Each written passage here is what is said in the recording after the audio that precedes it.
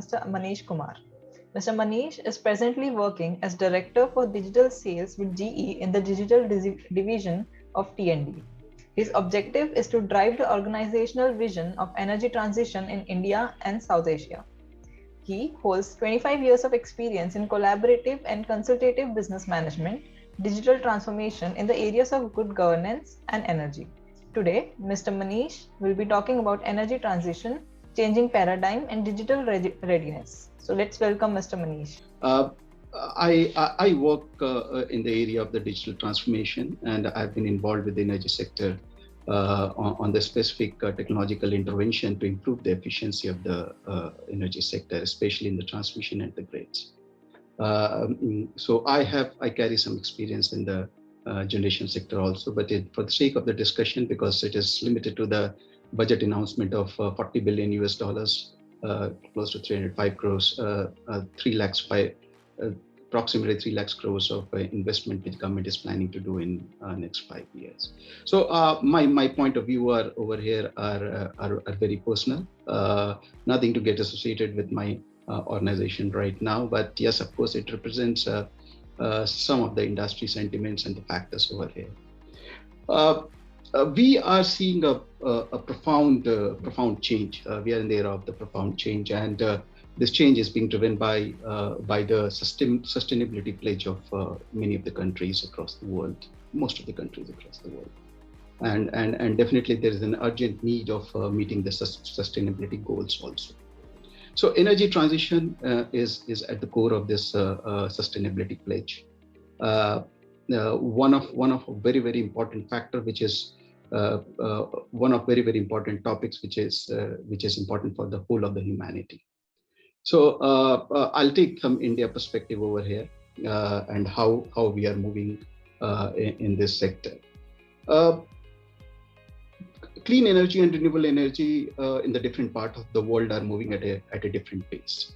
And when we talk about India, we have got some exciting announcement as far as generation is concerned.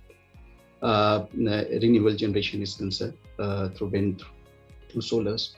We have taken a very aggressive target by 2030 in terms of the production through renewables. So generation part, massive private investment, great amount of focus in the areas like hydrogen, hydrogen-based technologies in the areas like renewable wind, solar, and hydro sector also. One of the things which I would also like to highlight, that there are huge amount of focus and investment which is going on into a modular nuclear generators also, smaller nuclear generators also. However, we don't, though it's a clean energy, but we don't consider it as a renewable energy. So focus is clean plus renewable both. All said and done, I'm not undermining the importance of the legacy energy, the importance of the non-renewable energy, which is based on the coal or maybe traditional nuclear also, oil also in Middle East, and hydro also, because these are going to give a stability factor to our grid at the end of the day. But renewable like solar and wind, they are definitely we call it as a seasonal or weather dependent energy generators. But my focus today, I would like to focus myself into the grid itself, and what we can see that in the last 125 odd years, grid has not changed much, though there were a good amount of technological development and advancement which has happened. But what we are seeing that in next 5 years, it is next 5 to 10 years, it is going to have a very great and profound change. And this is what change grid is trying to adapt. And what we feel is that digital is at the core of this particular change. As far as sustainability is concerned, energy transition is at the center of this sustainability subject. And as far as energy transition is concerned, we firmly believe that digital is at the core itself. So this is the history of digital, and what broadly if we see that the center part of its transmission and distribution part of it, and where exactly we are concentrating on the technological intervention. If we take the reference of the announcement of the government for RDSS scheme, T&D is at the core of it, especially the distribution is at the core of it. And three of the pillars what distribution is trying to concentrate is the smart metering. Second is the SCADA DMS implementation along with the strengthening of the infrastructure. And the third part is the capacity building.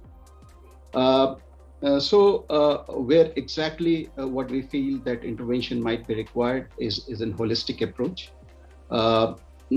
Currently, all the distribution sector, they are concentrating on the reduction of the AT&C losses. This is one of the important business outcome as mentioned by our previous presenter. The fact of the matter is that some of the states are struggling with 60% of AT&C losses right now. And this is the weakest link, what I feel that, which is a roadblock currently into the energy transition. Generation can happen, but unless that generated renewable energy is reaching to the users in right form, with economic viability of the renewable energy and the socially responsible renewable energy, unless reaches to the consumer, I don't think that the whole society is going to reap the benefits of it. So my point of view currently is that the SCADA DMS portion of RDSS scheme, which is being announced, it needs to be expanded further, and it needs to be expanded further so that the renewable energy can easily be accommodated into the grid. Distribution sector is into the core of it, but distribution sector are of course struggling, financially struggling. There is a challenge in the operational efficiency also. We don't want that RDSS scheme to be part of another APDRP scheme, wherein huge amount of money was invested without any tangible outcome. Currently, we are not seeing a very tangible outcome over there. So RDSS scheme is being driven. Just like a state needs to present their plans, but at the same time that monitoring and the monitoring of that plan and linking that plan to business case, or maybe the business study is justifying those plans with the business outcomes. Currently, we are not seeing into the state. And what we feel that there is a good amount of capacity gap. Currently, government needs to invest hugely into enhancing the capacity of the distribution sector, and then only we will be able to reach into the privatization of this distribution sector, unless the good amount of improvement is being shown by some of the state utilities. So there can be multiple dimensions of the technology. There can be multiple digital technologies, digital intervention, which can be part of transmission and distribution. But definitely, I would like to highlight the three important points over here in terms of the data and data management, which I feel that currently our electrical utilities are very weak. There are challenges for electrical utility to cater to these data. Number one is definitely the operational data, which needs to be collected from the ground. And it is not at the utility level, but definitely we will suggest that this needs to go at the substation level itself. Each substation needs to be accountable that what is the ACS of that substation, what is the ARR of that substation, what is the SAFSID parameters of those substations, how much consumers they are using it, whether each substation is economically viable for the utility or not. So that is one of the paradigm changes which definitely can help us in monitoring and enhancing the performance of the distribution sector. Second, definitely is the commercial data.